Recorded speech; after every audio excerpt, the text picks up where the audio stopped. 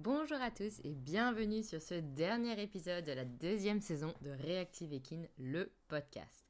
Aujourd'hui, pour ce dernier épisode, on va parler du tic, mais juste avant, écoutez bien jusqu'à la fin parce que j'ai une petite surprise pour vous à la fin de ce podcast. Allez, c'est parti. Alors d'abord, qu'est-ce qu'un tic chez le cheval ? Un tic, c'est une action répétitive, fréquente, sans but utile, qui ne serait pas observée chez le cheval sauvage ou semi-sauvage. Le fait de manger, ronger du bois était auparavant considéré comme un tic, mais ce n'est plus le cas car dans la nature, il est normal qu'un cheval mange du bois. C'est parti donc, maintenant qu'on a la définition, pour nos 3 infos du jour. La première, c'est que d'après une étude anglaise, il y aurait 13% des chevaux domestiques qui présenteraient des tics au Canada et au Royaume-Uni. 13%, ce n'est pas rien. Ensuite, la deuxième info que je vais vous donner, c'est qu'un cheval qui tique bâille plus qu'un cheval qui ne tique pas. La fréquence du bâillement augmente lorsque la fréquence du tic augmente. Donc si vous avez un cheval qui tique et qu'il bâille énormément, eh bien c'est normal. Alors non, c'est pas normal qu'il tique, il faut essayer de trouver la cause, mais en tout cas c'est normal qu'il bâille plus. Je vous rappelle aussi que le bâillement, ça peut être un signe clinique d'ulcère gastrique, donc si votre cheval bâille beaucoup, vérifiez bien qu'il y a assez de fibres à disposition et au besoin, n'hésitez pas à faire une gastroscopie pour vérifier que tout va bien au niveau gastrique. Et enfin, la dernière info que je vais vous donner, c'est qu'on peut limiter le tic grâce à des compléments, mais surtout grâce à la musique. En effet, une étude qui date de 2021 a démontré que la 9e symphonie de Beethoven, pardon j'ai du mal, permettrait de réduire la fréquence de tic lorsque celle-ci est jouée pendant plusieurs heures. Donc si vous lui mettez la 9e symphonie pendant plusieurs heures, votre cheval va limiter, réduire la fréquence du tic, ce qui n'est pas rien.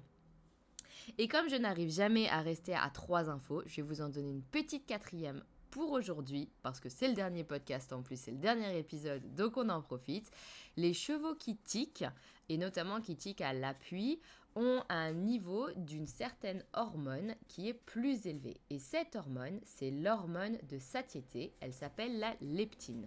Donc ça pourrait signifier qu'un cheval qui tique a plus faim que les autres chevaux, d'où encore une fois l'importance d'avoir vraiment de la fibre à volonté. Voilà, c'était les 3 infos plus le bonus du jour. J'espère que cette saison vous a plu. La prochaine saison débutera en janvier, comme toujours. Et je vous prépare un sujet qui me tient vraiment à cœur. On repartira sur une mini-série de plusieurs épisodes, tous sur le même thème. Et comme c'est le dernier épisode, eh bien, je voulais vous faire un petit cadeau. Juste avant l'été, mon site internet s'est transformé en vraie plateforme éducative. Donc dessus, vous avez toujours tous les articles de vulgarisation scientifique, notamment celui sur le tic dont est extrait ce podcast. Il y a encore beaucoup plus d'infos sur le tic. Si votre cheval tic, n'hésitez pas à aller lire l'article. Il y a aussi des petites vidéos où vous pouvez apprendre à observer la posture de votre cheval, comment renforcer certains muscles, etc. Il y a Radio Marketing où on vous explique comment les commerciaux vous font croire que des produits sont miraculeux et on détaille évidemment si les produits tiennent bien leurs promesses ou pas. Et vous retrouvez évidemment tous les webinaires et leurs replays. Et du coup, comme ceci c'est le dernier épisode du podcast, eh ben, je vous offre un code promo.